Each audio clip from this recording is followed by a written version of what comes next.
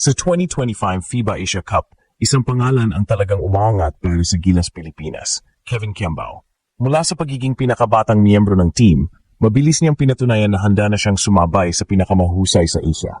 Sa 5 laro, nag-average siya ng 12.0 points, 2.2 rebounds, 1.6 assists, at 0.6 steals. Mga numerong nagpapakita na hindi lang siya basta role player, kundi isa ng core piece ng national team. Pinakamatinding performance ni KQ ay nang kumamada siya ng 17 points at 4 rebounds laban sa world number 7 Australia sa quarterfinals. Kahit natalo ang Gilas 84-60, kitang-kita ang kumpiyansa at composure niya sa harap ng mas mataas at mas pisikal na kalaban. Sabi nga ni Coach Tim Cone, he's becoming a vital cog na maasahan sa tabi ni Justin Brownlee at Dwight Ramos. Aminado si Kevin na nahirapan sila sa sistema ng Boomers. We couldn't buy a basket. As much as I wanted to execute the game plan, it didn't work, ani ang 2-time UAAP MVP. Pero hindi siya nagpatalo sa frustration. Ginawa niya itong dagdag na aral para sa mas malaking laban sa hinaharap. Bukod sa Australia, standout din siya kontra Chinese Taipei sa opening game at bayani sa panalo laban sa Saudi Arabia. Ngayon, babalik siya sa kanyang club team sa Korea, pero nakafocus na rin sa November window ng 2027 FIBA World Cup qualifiers kung saan muli nilang haharapin ang Australia at New Zealand. Para kay Kevin Kiambao, malinaw ang mission, dalhin ang kinabukasan ng Philippine basketball sa mas mataas na antas. Sa bawat FIBA Asia Cup campaign ng Gilas Pilipinas, may isang player na biglang angat at magbibigay ng bagong pag-asa para sa kinabukasan ng national team. At ngayong 2025, walang duda na si Kevin Kiambao ang pangalan na iyon. Mula sa pagiging star player ng De La Salle University hanggang sa paglipad niya sa Korea para maglaro sa Goyang Sono Skygunners, dala ni Kevin ang kanyang skillset at winning mentality sa pinakamalaking yugto ng kanyang career, ang FIBA Asia Cup. At sa 5 laro para sa Gilas, nagrehistro siya ng 12.0 points, 2.2 rebounds, 1.6 assists, at 0.6 steals. Para sa isang 6'5" forward na unang beses humarap sa ganitong kalaking international stage, impressive na agad ang kanyang naging kontribusyon. Ang highlight ng kanyang torneo ay ang laban kontra world number 7 Australia sa quarterfinals. Kahit nahirapan ang Gilas at natambakan 84-60, si Kiambao ang isa sa ilang nakahanap ng paraan para makapuntos laban sa matinding depensa ng Boomers. Kumamada siya ng 17 points at 4 rebounds na nagbigay ng spark mula sa bench at nagpapanatili ng laban hanggang kaya. Pero aminado si Kevin na malaking pagsubok ang nakaharap nila. We had a hard time executing our system. They had 3 early 3-pointers, so we had a hard time catching up. Our shots weren't falling. As much as I wanted to execute the game plan, it didn't work the whole game, pahayag niya. Para sa isang batang player, ang ganitong honesty at willingness to learn ay malaking bagay para sa kanyang paglago. Hindi lang kontra Australia, naging kapansin-pansin si Kevin. Sa opening day loss laban sa Chinese Taipei, isa siya sa mga nagbigay ng offensive punch para manatiling dikit ang laban.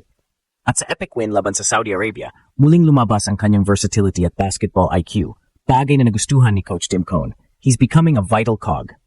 Another guy we can throw in there with Justin Brownlee and Dwight Ramos, ayon sa Gilas mentor. Para kay Kevin, ang buong Asia Cup ay naging malaking classroom. On to the next one. It's still a great learning experience for us. Weekend niya matapos ang torneo.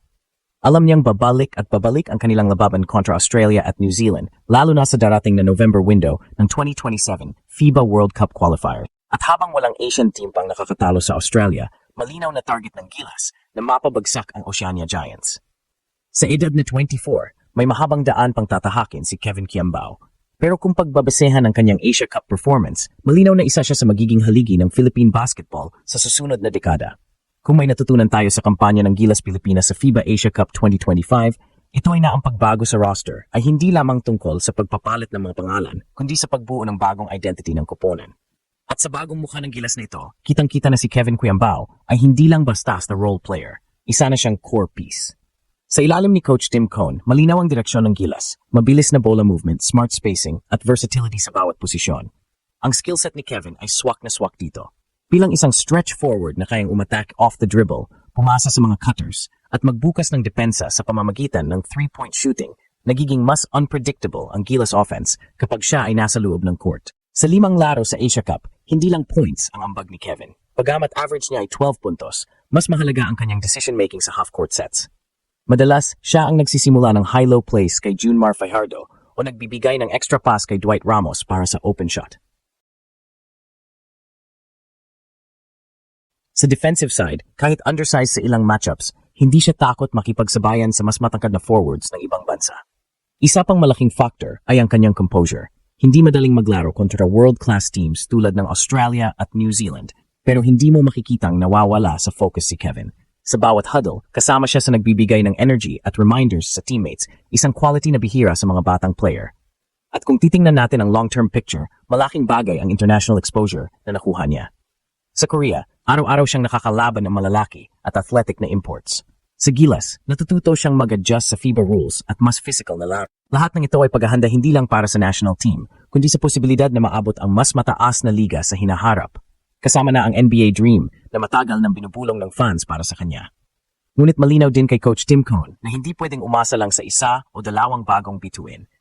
Kailangan pa ring pagsamahin ang veteran leadership ni na Justin Brownlee at Junmar Fajardo, ang defensive grit ni CJ Perez, at ang playmaking ni Scottie Thompson. Ang role ni Kevin ay magbigay ng spark at consistency, hindi lang sa opensa kundi pati sa depensa.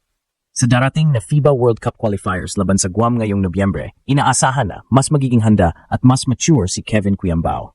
Kung magpapatuloy ang kanyang development, hindi malayong maging isa siya sa mga pangunahing dahilan kung bakit muling makakabalik ang Gilas sa global stage. Para kay Kevin Kuyambao, tapos na ang Asia Cup pero hindi pa tapos ang laban. Sa totoo lang, nagsisimula pa lang ang mas mabibigat na pagsubok. Ang November window ng 2027 FIBA World Cup qualifiers ay parang continuation lang na naging tema sa Asia Cup. Muling makakatapat ang Australia at New Zealand, dalawang kuponan na consistent na nasa tuktok ng Oceania, at walang Asian team pa ang nakakatalo. Kung titingnan, hindi lang skills ang puhunan ni Kevin para maging effective sa mga susunod na laban. Kailangan niyang dalhin ang mental toughness na ipinakita niya sa Jeddah. Yung kakayahang mag-step up kahit mabigat ang kalaban at kahit hindi perfect ang sistema sa isang laro.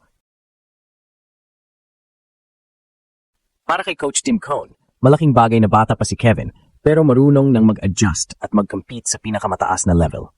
Bilang core piece ng Gilas, mahalaga na magpatuloy siyang mag-evolve. Sa Korea, araw-araw niyang hinahasa ang kanyang versatility laban sa malalaki at athletic na imports.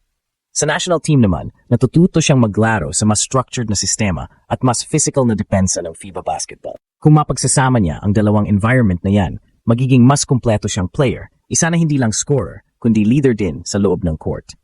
Ang darating na window kontra Guam, Australia at New Zealand ay hindi lang test para sa buong Gilas, kundi personal na evaluation na rin para kay Kevin. Makikita rito kung hanggang saan naabot ng kanyang growth mula sa Asia Cup at kung kayanan niyang maging consistent threat game in and game out. At kung magpapatuloy ang kanyang development, hindi malayong sa susunod na dekada ay siya na ang maging mukha ng Philippine basketball, isang haligi na magdadala sa atin sa mas mataas na yugto sa international scene.